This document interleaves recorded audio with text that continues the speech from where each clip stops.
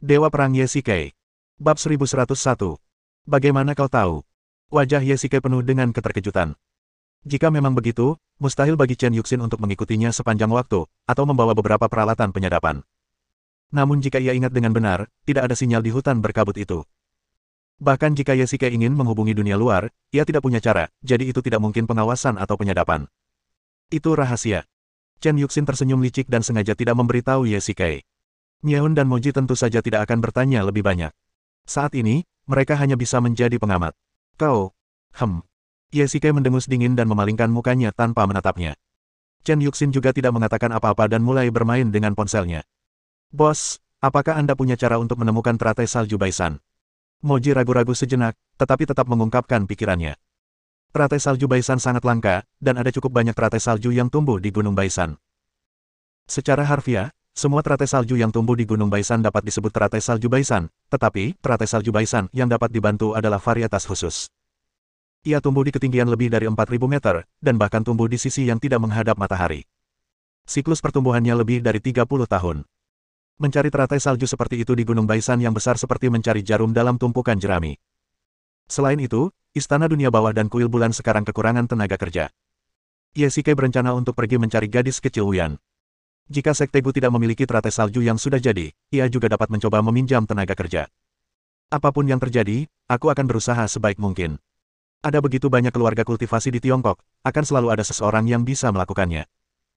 Yesike berkata dengan tegas, tetapi ekspresi Chen Yuxin sedikit berubah, tetapi tidak ada yang memperhatikan pemandangan ini. Hotel. Xiao Kai, sebaiknya aku tidak pergi. Kau bisa langsung membawa mereka ke rumah sakit. Yang tidak diduga Yesike adalah Chen Yuxin, yang tadi bersikeras ingin mengunjungi hantu, tiba-tiba tidak mau pergi. Yesike sedikit tidak bisa bereaksi. Apakah kamu tiba-tiba berubah pikiran? Yesike terkekeh dan bertanya dengan rasa ingin tahu. Jika aku pergi, itu mungkin akan menjadi bumerang. Xiao Kai, aku istrimu, jadi aku akan membantumu membuat keputusan. Jika kamu ingin membantu Ghost, aku juga akan membantumu. Chen Yuxin tiba-tiba berkata dengan nada merendahkan diri, meskipun Ghost telah kehilangan ingatannya sekarang, jika dia masih menolakku secara tidak sadar, maka aku pergi ke sana hanya akan menambah bahan bakar ke dalam api. Xiao Xin, apakah kamu marah? Yesike merasa suasananya salah, dan sepertinya ada sedikit bubuk mesiu dalam kata-kata Chen Yuxin. Tidak. Chen Yuxin memalingkan wajahnya dan berkata dengan dingin. Kamu bohong. Kamu selalu memalingkan muka saat marah. Kamu sudah seperti ini sejak kecil. Yesike mendesah tak berdaya, melangkah maju dan perlahan memeluknya. Jangan marah, oke. Mereka semua adalah saudaraku. Mereka telah banyak membantuku di masa lalu. Bahkan jika mereka melakukannya demi aku, jangan marah. Yesike berbisik lembut di telinga Chen Yuxin. Aku tidak sekanak itu, Xiao Kai. Kamu seharusnya menghabiskan lebih sedikit waktu dengan mereka di masa depan.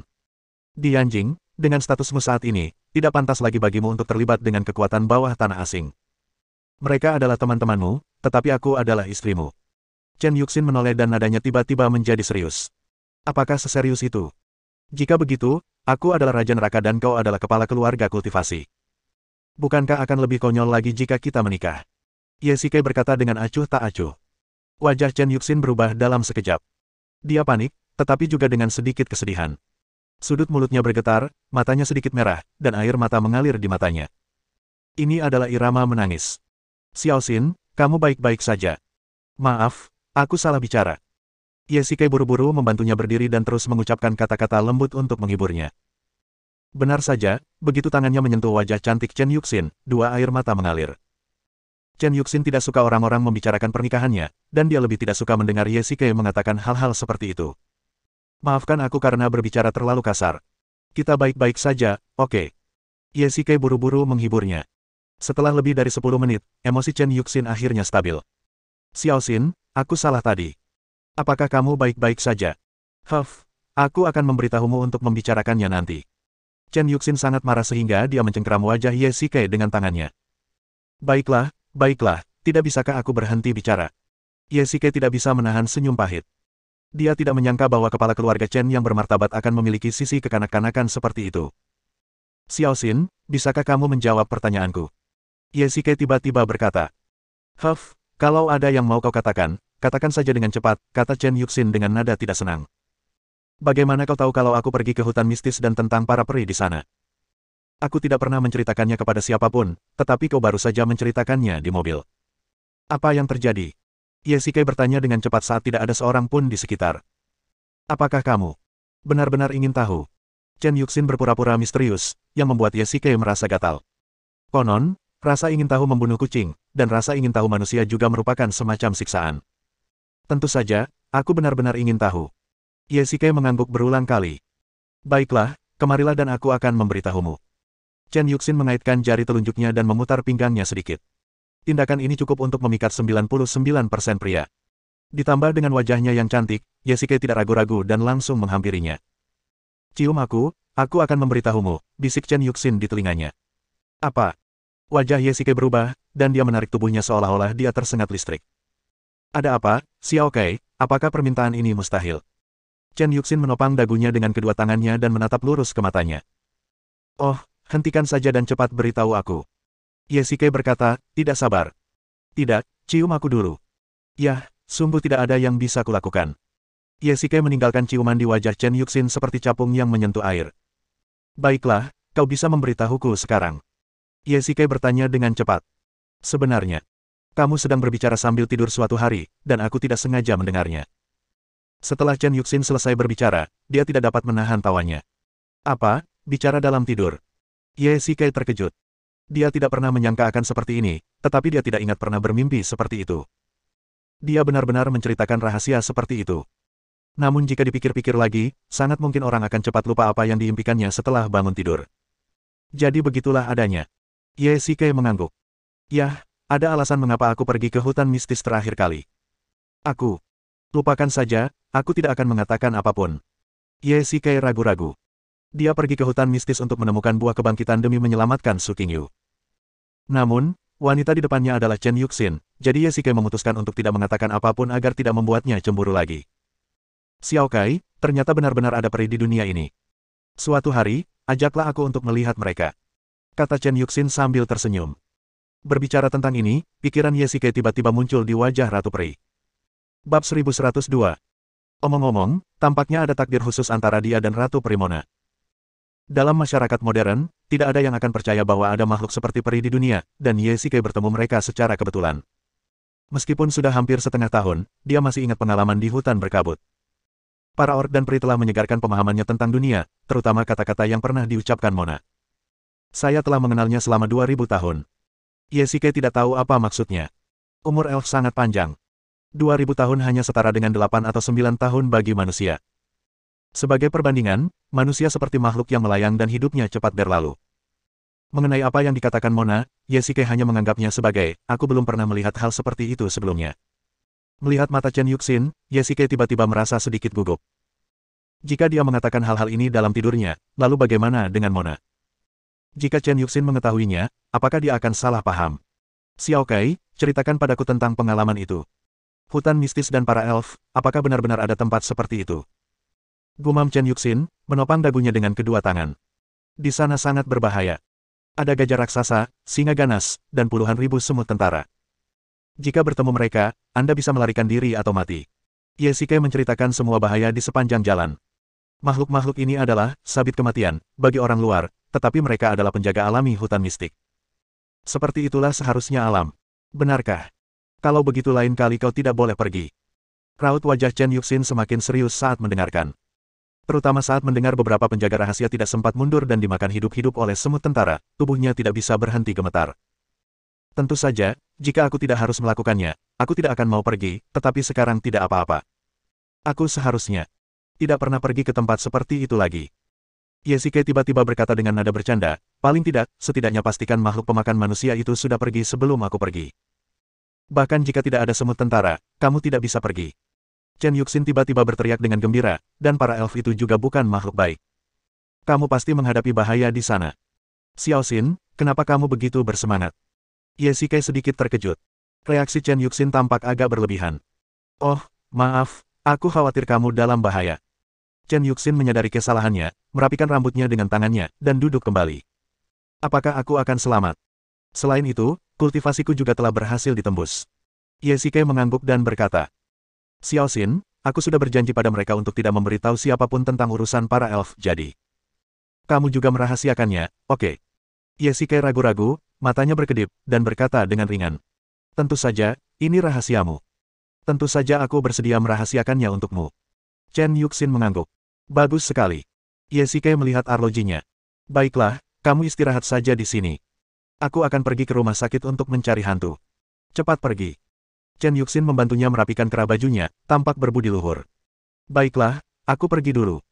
Setelah Yesike meninggalkan ruangan, senyum Chen Yuxin perlahan menghilang. Dia berjalan ke sofa dan duduk, menuangkan segelas anggur merah, dan menyesapnya sesekali. Ledakan, ledakan, ledakan. Pada saat ini, pintu ruangan tiba-tiba terbuka. Masuklah. Chen Yuxin menatapnya dengan dingin dan berbicara dengan lembut. Suaranya tidak keras, tetapi cukup keras untuk didengar orang-orang di luar pintu. Tuan, apakah Anda punya instruksi untuk saya? Orang yang datang adalah orang kepercayaannya, Chen Ruoya. Apakah operasinya gagal lagi? Chen Yuxin berkata dengan ringan, dan melihat sekeliling dengan mata dingin. Wajah Chen Ruoya berubah, dan tubuhnya tidak bisa berhenti gemetar. Guru, saya telah membuat kesalahan dalam memilih orang yang tepat. Ini adalah Laut Cina Timur. Saya. Baiklah, tidak perlu dijelaskan. Chen Yuxin menyela. Waktunya terbatas kali ini, dan itu bukan sepenuhnya salahmu. Laut Cina Timur bukan wilayah kita. Menemukan orang di sini memang akan meningkatkan risiko. Tuan, saya akan segera mencari seseorang untuk mengambil alih operasi ini. Kali ini kita tidak akan gagal. Chen Ruoya berkata dengan tegas. Ia telah ditanamkan dengan ide untuk setia kepada keluarga Chen sejak ia masih kecil. Dengan kata lain, ia telah dicuci otaknya sejak ia masih kecil. Di setiap keluarga, ada orang kepercayaan yang sangat setia, seperti Chen Ruoya. Ngomong-ngomong, kehidupan seperti Chen Ruoya dapat dikatakan sebagai sebuah tragedi, karena nasibnya telah ditentukan sejak dini. Sebagai orang kepercayaan Chen Yuxin, Chen Ruoya menyaksikannya menjadi kepala keluarga. Ketika satu orang berhasil, seluruh keluarga akan mendapat manfaat. Chen Yuxin menjadi kepala keluarga, dan sebagai orang kepercayaan, Chen Ruoya berada di urutan kedua setelah orang pertama dalam keluarga Chen. Banyak orang yang ingin menjilat keluarga Chen harus memberi Chen Ruoya beberapa keuntungan. Meski begitu, kesetiaan Chen Ruoya kepada Chen Yuxin tidak kurang dari ketergantungan hidup dan mati para jenderal istana dunia bawah kepada Yesike, jadi keuntungan-keuntungan itu tidak pernah menjadi perhatian Chen Ruoya. Hanya ada satu hal yang ingin dia lakukan, yaitu menyelesaikan tugas yang diberikan oleh Chen Yuxin. Tidak perlu terburu-buru untuk melakukan ini. Chen Yuxin menggelengkan kepalanya dan mengeluarkan sebuah berkas dari laci meja. Ini yang paling penting. Lakukan sekarang juga. Jangan mengecewakanku lagi. Ya, Patriark. Bandara Donghai. Nona Dewi Bulan, bukankah ide yang buruk bagi kita untuk pergi tanpa mengucapkan selamat tinggal? Moji menoleh ke belakangnya dengan ragu-ragu. Kecuali Night Mare dan sekelompok kecil penjaga rahasia yang tinggal di Laut Cina Timur, semua orang menerima pemberitahuan dari Jiqian pagi-pagi sekali, segera mengemasi perlengkapan mereka, dan terbang ke timur laut pada siang hari. Bahkan Yesike tidak tahu tentang rencananya. Jika kau ingin Ghost pulih ingatannya lebih cepat, lebih banyak bicara dan bertindaklah. Jiqian berkata dengan dingin, apakah kau sudah membawa semua barangmu? Kami telah membawa semuanya, semua peralatan pendakian gunung, satu set lengkap, dan beberapa senjata. Semuanya sudah siap. Kami bisa mendapatkannya saat kami tiba di timur laut. Myeon menjelaskan dan menyerahkan selembar kertas kepada Jiqian. Ini daftar perlengkapannya. Senjata sulit diperoleh. Aku meminta penjaga rahasia untuk mengangkatnya di pangkalan di timur laut. Bagus sekali. Jiqian mengangguk dan berkata, kita tunggu saja sedikit lagi. Masih ada orang penting yang belum datang. Siapa lagi yang belum datang? Moji melihat sekeliling dan bertanya dengan rasa ingin tahu. Semuanya, maafkan aku terlambat. Pada saat itu, seorang wanita cantik datang berlari dari kejauhan. Semua orang menoleh, dan hal pertama yang menarik perhatian mereka adalah sepasang kaki panjang dan putih. Sial, siapa ini? Myeon mengangkat matanya dan perlahan mengalihkan pandangannya dari bawah ke atas. Dia berkulit putih, rongga mata dalam, hidung mancung, dan rambut coklat panjang. Dia adalah wanita cantik barat. Inilah orang yang aku tunggu. Jiqian berbalik dan berkata kepada semua orang. Bab 1103. Sosok ini terlalu seksi, hampir sebanding dengan supermodel, dan mata orang yang lewat tertarik padanya. Memang, wanita ini sepenuhnya menunjukkan kelebihan sosok wanita barat, dan Myeon hampir meneteskan air liur saat melihatnya. Hei, bisakah kau lebih menjanjikan? Ketika Moji melihat ekspresi Myeon, dia sangat marah hingga meninju kepalanya. Mengapa kamu memukulku? Ahem, diamlah. Jiqian terbatuk 2 kali tanpa daya. Kedua pria itu kemudian menyadari kesalahan mereka dan segera melepaskan tangan masing-masing. Kalian berdua pasti Myeon dan Moji, kan? Senang bertemu kalian. Wanita itu melangkah maju dan mengulurkan tangan kanannya yang halus. Miehun tidak bereaksi pada awalnya, dan baru mengulurkan tangannya setelah beberapa detik. Sebelum berjabat tangan, dia menyekat tangannya ke pakaiannya, dan baru mengulurkan tangannya setelah bersih. Aku ingin tahu siapa nama wanita ini. Tanya hantu itu penasaran. Nama saya Zhang Lin, Anda juga bisa memanggil saya Lin Lin. Meskipun wanita itu memiliki wajah cantik ala barat, ia berbicara bahasa Mandarin dengan sangat fasih dengan sedikit aksen timur laut. Zhang Lin, mengapa namamu berasal dari Tiongkok? Miehun bertanya dengan rasa ingin tahu, dilihat dari penampilanmu, sepertinya kamu bukan orang Tiongkok. Zhang Lin adalah orang Tionghoa, tetapi dia memang anggota dari kelompok etnis minoritas. Dia tumbuh di Baisan dan sangat mengenal tempat itu, jadi saya memintanya untuk membantu kali ini. Jiqian menjelaskan kepada semua orang. Jadi begitulah. Tiongkok adalah negara yang luas dengan sumber daya yang kaya, dan memang ada banyak kelompok etnis minoritas di beberapa daerah, tetapi jumlah mereka relatif sedikit. Yang paling penting adalah Zhang Lin juga merupakan anggota kuil bulan kami, dan juga dapat menjamin keselamatan operasi. Aku tidak pernah menyangka ada anggota kuil bulan di Tiongkok yang jauh. Miehun tidak dapat menahan diri untuk tidak berseru. Meskipun para pejuang kuil bulan tidak sekuat dan seganas para pejuang istana dunia bawah, personel intelijen mereka tersebar di seluruh tempat, seperti Zhang Lin.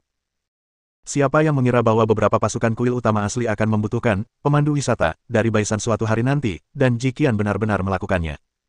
Ini adalah koneksi. Seluruh pesawat sudah disewa. Ada yang ingin kubicarakan denganmu. Setelah naik pesawat, Jiqian memanggil semua orang ke kabin kelas 1. Meskipun tidak banyak orang yang pergi, hanya ada lebih dari 30 orang termasuk pengawal kegelapan dan pengawal bulan, tetapi Jiqian tetap menghabiskan banyak uang untuk memesan pesawat agar berita itu tidak bocor. Pentingnya teratai salju Gunung Putih sudah jelas dengan sendirinya. Yesike telah memberikan perintah kematian, dan hantu telah membantu Jiqian berkali-kali. Dari sudut pandang seorang teman, Jiqian tidak punya pilihan selain pergi. Zhang Lin, kamu tumbuh di Baisan. Apakah kamu tahu di mana menemukan teratai salju Baisan? Jiqian pertama kali bertanya kepada Zhang Lin, peta hidup ini. Karena teratai salju Baisan sangat berharga, pasti ada orang gunung yang bersedia memetiknya dan kemudian menjualnya dengan harga tinggi. Akan jauh lebih mudah jika dia bisa membelinya secara langsung. Setidaknya, Jiqian tidak kekurangan uang. Persyaratan pengawetan teratai salju Baisan sangat ketat dan biayanya sangat tinggi. Selain itu, khasiat teratai salju akan segera memudar setelah dipetik, jadi meskipun orang-orang gunung itu menemukannya, mereka tidak punya cara untuk mengawetkannya. Zhang Lin menggelengkan kepalanya dengan kecewa, jadi, tidak mungkin untuk membeli teratai salju secara langsung. Karena kita tidak bisa membelinya, kita akan mencarinya sendiri. Bagaimanapun, kita punya orang yang punya peralatan, dan sekarang Zhang Lin ada di sini, kita pasti akan menemukannya, kata Miehun dengan tegas. Tidak semudah itu. Teratai salju Baisan tidak mudah ditemukan. Saya tumbuh di Baisan dan hanya pernah melihatnya 2 kali. Apa? Bagaimana mungkin hanya 2 kali? Mendengar ini, bahkan Jiqian yang biasanya tenang pun terkejut. Zhang Lin berusia setidaknya 24 atau 25 tahun, dan dia hanya melihatnya 2 kali. Rata-rata, teratai salju Gunung Putih terlihat sekali setiap 10 tahun. Jika mereka mencarinya, kemungkinan menemukannya akan sangat kecil. Benar sekali. Waktu aku berusia 15 tahun, ada seorang centenarian yang memakan teratai salju Gunung Putih. Awalnya dia linglung, pikun, dan lamban, tetapi tiba-tiba dia menjadi energi. Pendengaran dan penglihatannya lebih baik daripada seorang pemuda. Dia tampak 40 atau 50 tahun lebih muda. Bahkan, rambutnya yang pucat mulai menghitam. Dia belum meninggal sampai sekarang, yang menunjukkan betapa dahsyatnya kekuatan teratai salju ini. Begitu Zhang Lin selesai berbicara, ekspresi ketiga orang lainnya tiba-tiba berubah. Aku tidak pernah menyangka bahwa teratai salju Gunung Putih ini akan memiliki efek yang begitu ajaib. Wajah Jiqian tampak serius. Teratai salju Gunung Putih tidak hanya dapat membuat orang segar tetapi juga memiliki efek memperpanjang hidup. Jika konsumennya adalah seorang kultivator, efeknya mungkin akan lebih baik. Namun, semakin ajaib teratai salju Gunung Putih, semakin sulit untuk mendapatkannya. Puan dan Nyonya, pesawat akan segera mendarat, mohon bersiap. Pada saat itu, seorang pramugari datang dan berkata kepada keempat orang itu. Baiklah, kami mengerti. Jiqian mengangguk. Bandara Timur Laut masih berjarak 300 km dari Baisan, jadi mereka masih perlu bergegas untuk sampai di sana. Semuanya, bersiap-siaplah. Kita tidak punya waktu untuk beristirahat. Zhang Lin, ini darurat. Maaf merepotkan kalian.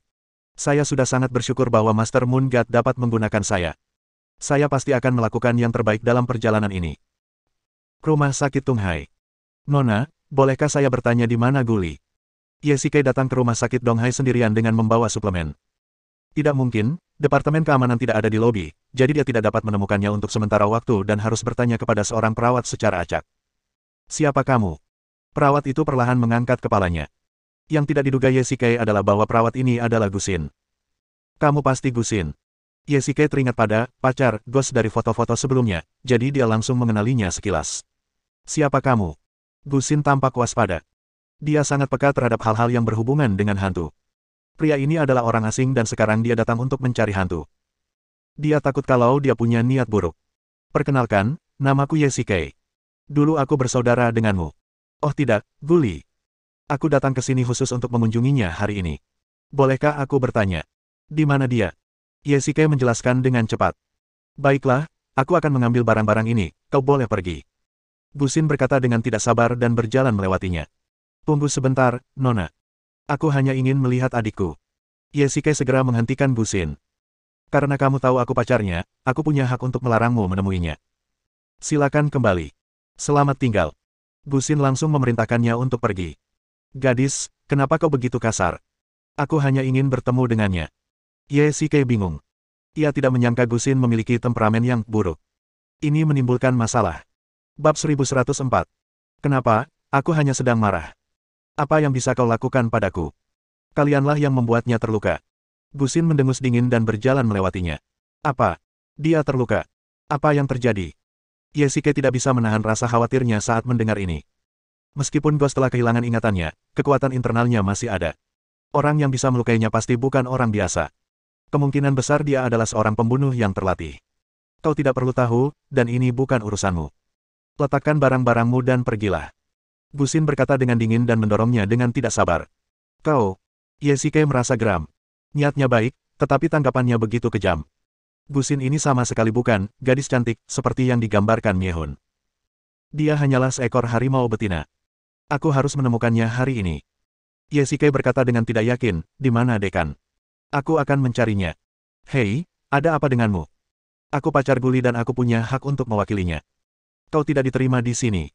Gusin meraih tangan Yesike. Aku di sini untuk menemui dokter, apa tidak apa-apa?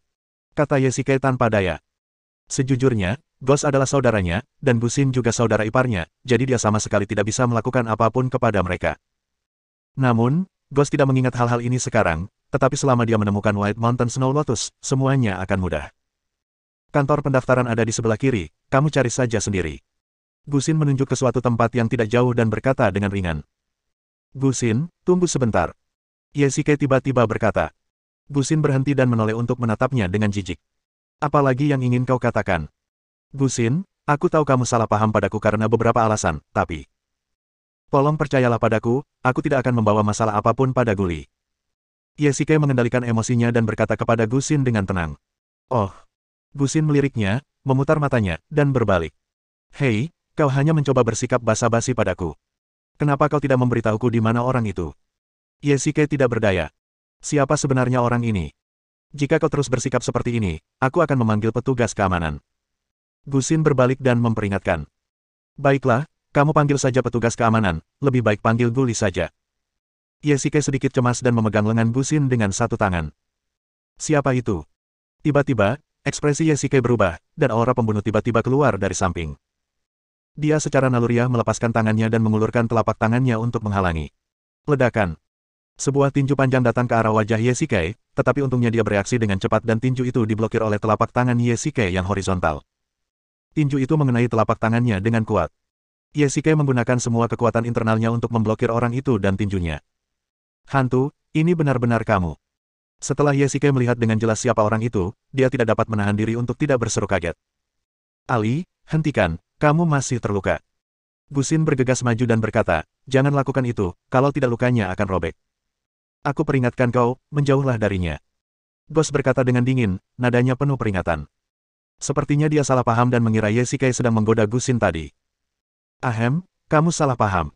Yesike segera menjelaskan, aku datang untuk mencarimu. Kamu telah kehilangan ingatanmu sekarang, jadi kamu mungkin tidak mengenaliku. Aku tidak peduli siapa kau, pergilah dari sini sekarang. Ucap hantu itu dingin sambil melindungi Gusin dengan satu tangan dan menatap Yesike. Kau. Baiklah, ku dengar kau terluka. Ini obatnya. Ambil kembali dan gunakan. Yesike sedikit tidak berdaya. Mereka berdua tidak tergerak. Jika dia terus membujuk mereka, itu mungkin akan berdampak sebaliknya. Yesike tidak punya pilihan selain pergi terlebih dahulu. Sebelum pergi, dia juga meninggalkan obat berharga dan salep penghilang bekas lukanya. Siner, kamu baik-baik saja? Ghost bertanya dengan tergesa-gesa setelah Ye Shikai pergi. Aku baik-baik saja. Pria itu baru saja mengatakan bahwa dia adalah saudaramu. Suasana hati Gusin juga sedikit membaik, dan dia menjelaskan kepada Ghost bahwa Ye Shikai sedang terburu-buru sekarang dan lupa mengeluarkan bukti. Untuk membuktikan identitas, saudara, dia membawa banyak foto, tetapi pada akhirnya dia bahkan tidak punya kesempatan untuk mengeluarkannya. Lupakan saja, jangan ganggu dia. Aku tidak akan mengenali orang-orang ini. Gunung Putih. Sudah bulan Maret, mengapa masih dingin sekali? Setelah turun dari pesawat, semua orang mengenakan jaket. Moji semakin menggigil. Cuaca di Tiongkok Timur Laut masih sangat dingin bulan ini, bahkan di kota. Selain itu, Gunung Baisan yang akan mereka tuju berada ribuan meter di atas permukaan laut, jadi pertimbangan utama untuk perlengkapan adalah agar tetap hangat. Itu normal. Cuaca hari ini bagus. Aku sudah memeriksa cuaca dan akan turun salju lebat dalam beberapa hari ke depan. Salju adalah hal yang paling berbahaya di daerah pegunungan. Selain itu, kita akan pergi ke daerah terlarang Baisan kali ini, kata Zhang Lin kepada semua orang. Tidak peduli apa, kita harus pergi, dan kita harus pergi dengan cepat. Jikian selalu punya firasat buruk bahwa mereka bukan satu-satunya yang mengincar teratai salju. Dewa Bulan, pergi ke pegunungan di hari bersalju bukanlah keputusan yang bijaksana.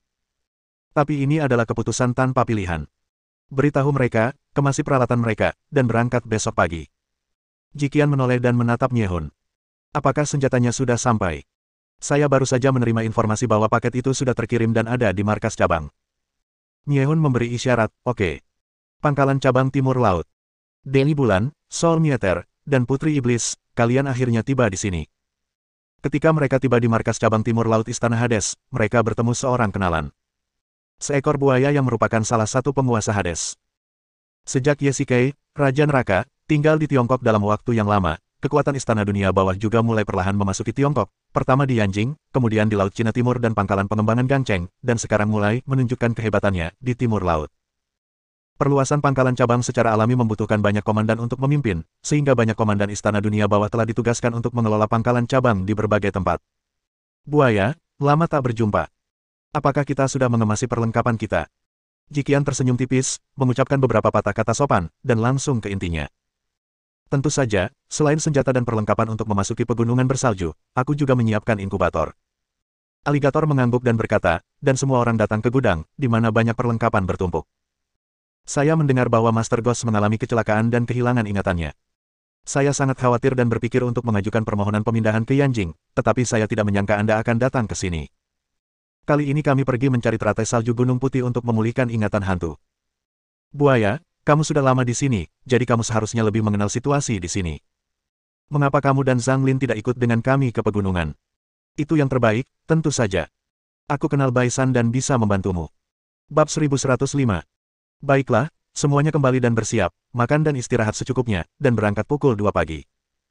Jikian melihat arlojinya dan mengeluarkan perintah keberangkatan kepada semua orang. Baik, Tuan.